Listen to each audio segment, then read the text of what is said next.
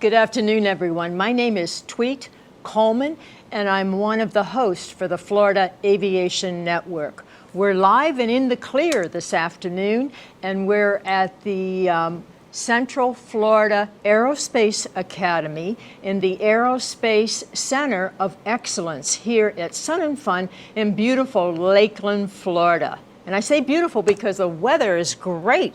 And it's been good all week. So if you haven't been here, be sure to come. And we have with us this afternoon the president of the 99s. We'll learn a little bit about what the 99s is. The president of the 99s, Robin Hadfield, and actually she's from Canada. So that's a unique thing to have a Canadian aviator as our president for the 99. So it's very, very exciting. So welcome, Robin. Thank you for coming. Thank you. But I do have to correct it. Okay. Because I'm originally from Florida. Oh, I didn't know that. Yeah. Whereabouts? I'm from Coral Gables. Okay. And we moved up to Canada, and I ended up meeting in an aerobatic competition this very cute young guy. Okay. That when I had an engine failure, ended up as a judge, and he ended up winning, and I married him. and so we stayed there. So you married the judge? No, I married the winner. Oh, you married the winner. The judge married the Well, yeah. Very good. So we have a resident Floridian as our president. But it is the first time that anybody outside the U.S. has ever been in almost the 100-year history that we have had an outside president. Okay, yeah. Very historical, very historical. And we're going to start with a nice video of the air shows because 99 is known for the wonderful air races that you've had, right? Yes. So let's hear.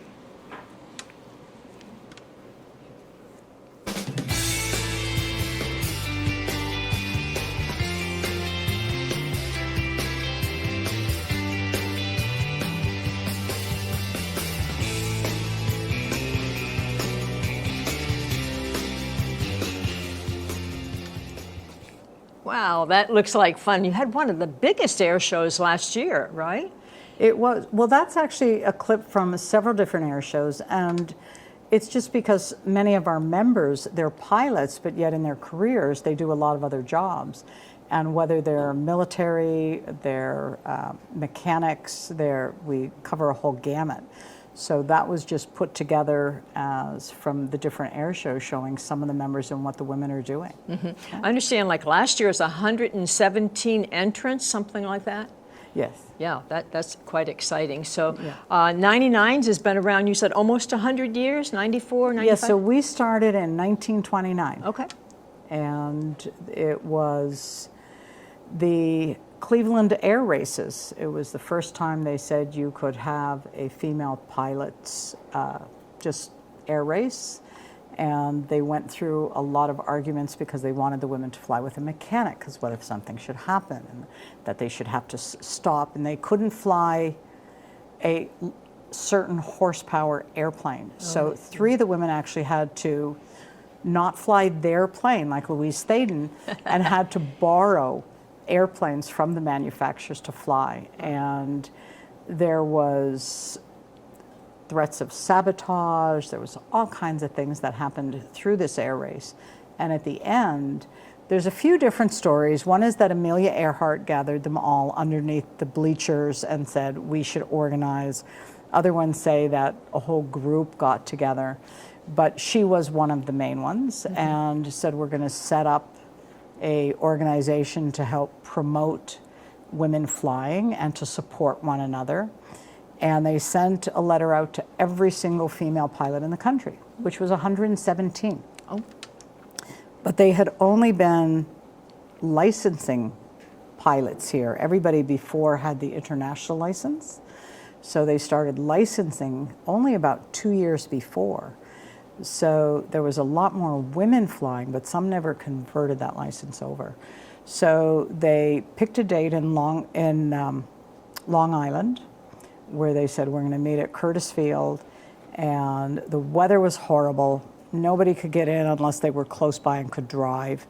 And so they said, we're going to organize, this is what we want. They had a little tea cart in the middle of a hangar. If you can imagine going into Curtiss aircraft and in this hangar with the noise going on, and they're all dressed up in their dresses and a little tea cart. And they formed an organization, said, what are we going to call it? We should be the Gadflies, the Flying Housewives. They came up with all these ridiculous names.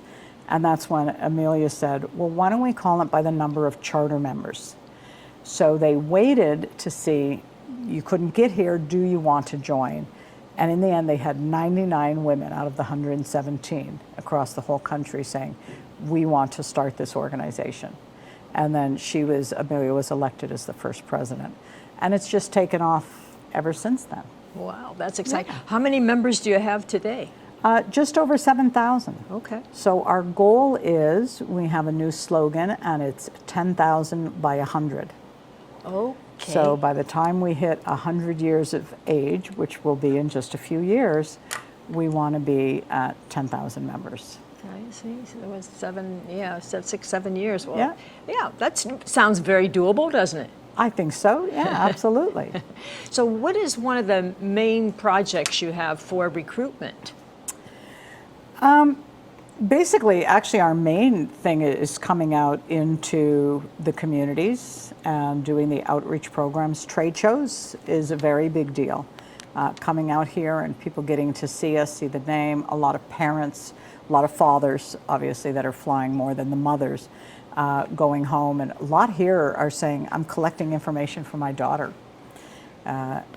But it's getting into the communities, getting into flight schools. They learn who we are and what it's like to join a association of just women pilots. Mm-hmm. Do you have to have your pilot certificate, or can you be a student pilot? You can be a student pilot. So as long as you are a student pilot, as long as you affiliate that you're a female and have ID showing that you're female, you can be a member. Okay. And I understand you have associate members as well. Yeah, we have Friends of the 99s. So a lot of people have said, well, I'm a guy and I'd like to join, or I want to be able to support you, and businesses that want to support us.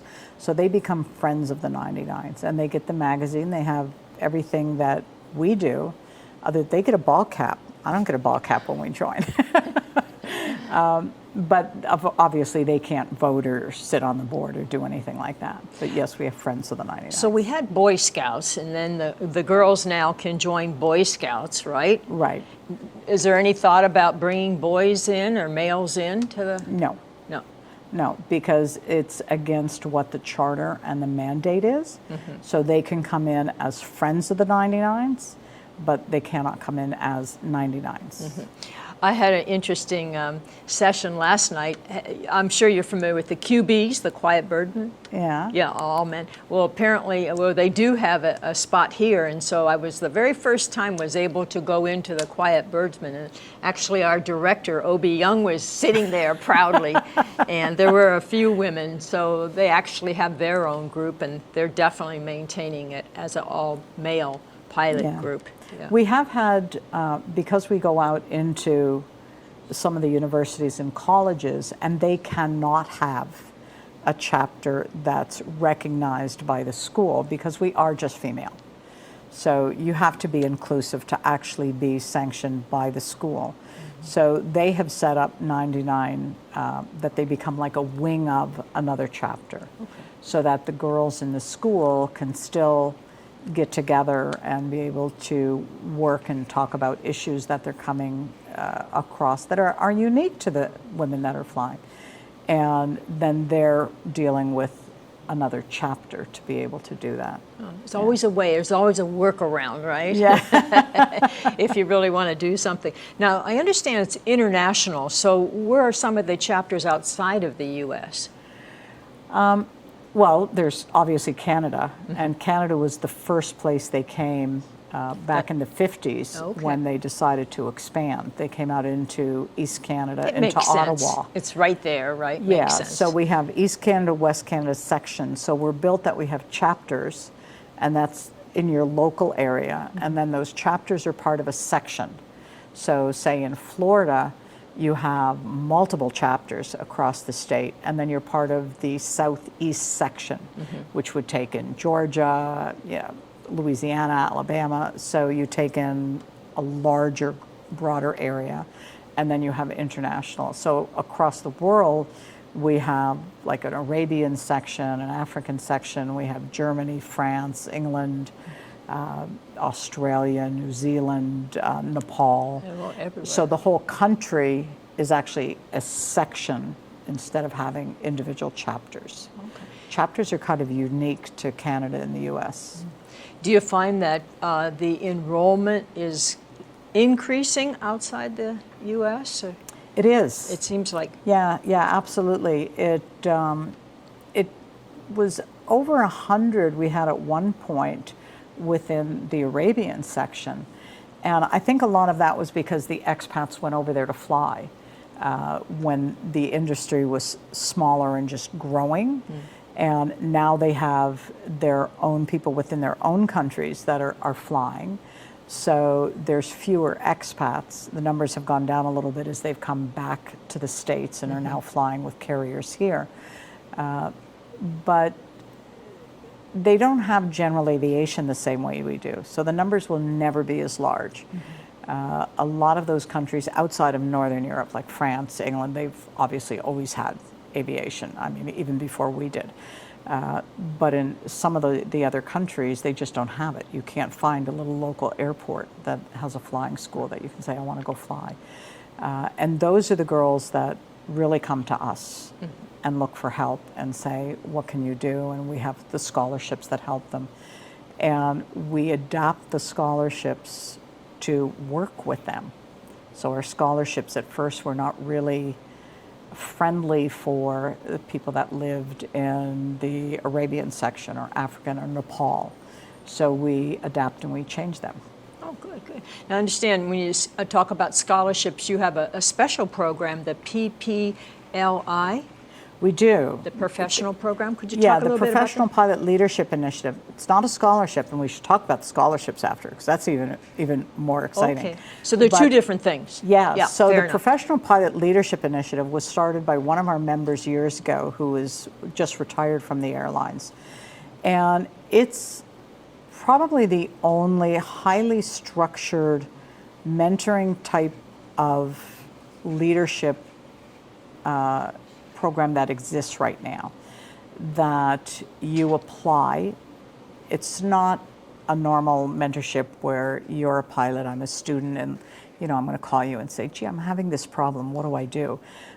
This is where you're assigned a leader, a captain, and every month you have different tasks that you're given and different things that you have to, projects that you're working on.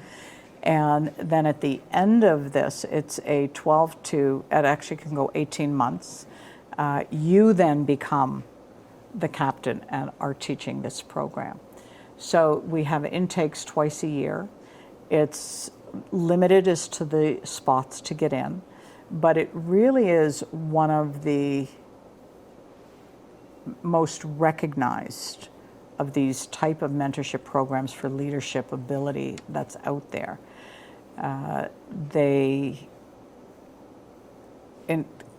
You can be living over in Germany because it's all done through Google Groups or Zoom.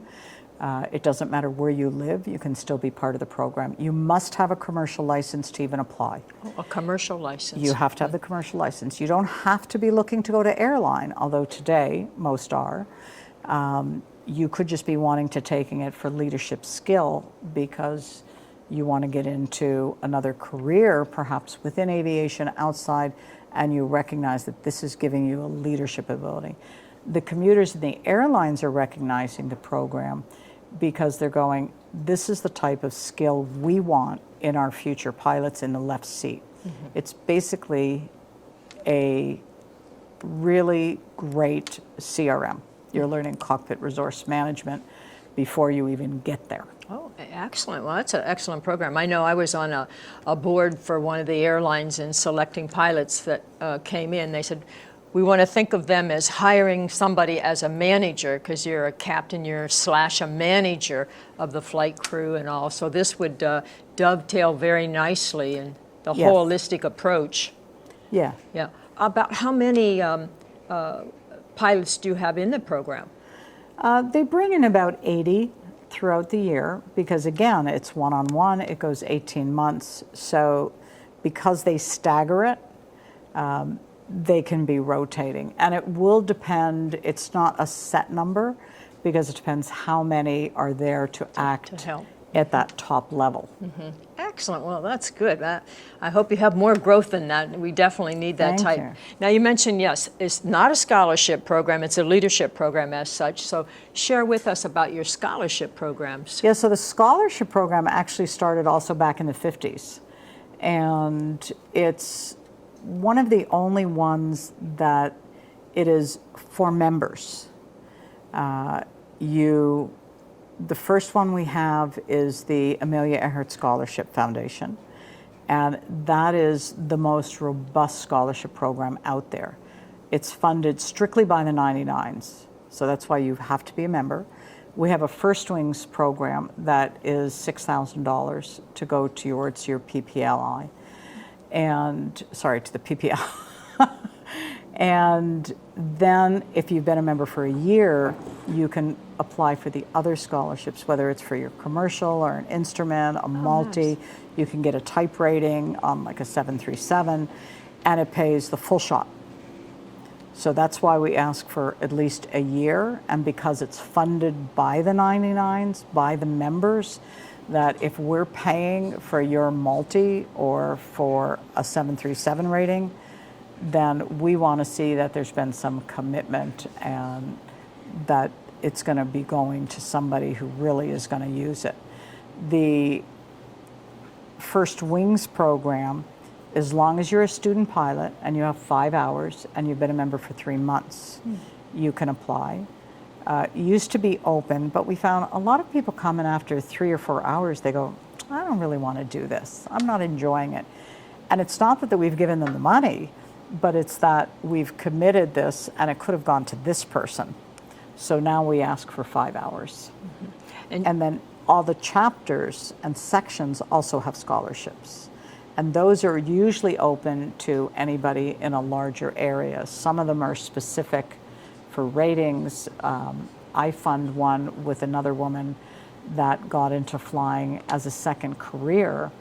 And so it's a new track. So it's for girls that perhaps were doing other careers or took other degrees, went for a flight and said, oh, this is what I want to do. So we give a scholarship for that. Oh, well, that's good. That's good. So if you had to put a dollar amount on all of the scholarships annually, approximately how much do you give in scholarships if you? Annually it would vary, but probably about $800,000. Okay. And it's just for pilots. You don't know other areas in aviation, just for pilot scholarship. Well, we have within the Amelia Earhart Scholarship Foundation, we do have a research. Oh, you do? Yes, well, that's actually a large one, and that will fund up to, I believe, they may have reduced it. It was up to 35. I think it may be up to $25,000. Oh, nice. And we have one of my members got it. She was a doctor and was doing research on high altitude conditions on pilots. We have a member who just did one on the Atwar, which is what the Powder Puff Derby became after the war when the races started back up. That's what it got called. Before then it got changed to the Air Race Classic. So she just did a whole history. We had scholarships that have gone to women who are writing books. So it's not just scholarships for flying. Interesting. So I know in the U.S. we have, I call it a sinkhole really for any type of aviation job. Is that true in Canada? We have about 2 minutes left. So is that true in Canada as well? As a sinkhole? Yeah. In which way? You need, well, they're recruiting pilots, mechanics, flight attendants. That's that's a sinkhole. Well, Florida, we're used to sinkholes. Well, they talk about the pilot shortage, but I mean, the major carriers, they're not having a problem. And even the the next tier of commuter doesn't really have a problem. But it's at the lower level where they're having an issue. A member came by today, she has 1,000 hours with her ATP, and an airline offered her a job to go right into the left seat. She hasn't flown in 12 years. She said, I will come in if you hire me to go into the right seat. And they said, no, we want you left seat. She goes, and I'm going, I don't want to get on that plane. But there's a whole other issue and gets into political stuff about the schools and where their students are coming from and the lack of seats for local students. And you don't want to get there with me because... No, since we only have 1 minute left, I guess not. What would you like to tell our viewers at home? We have about a minute left.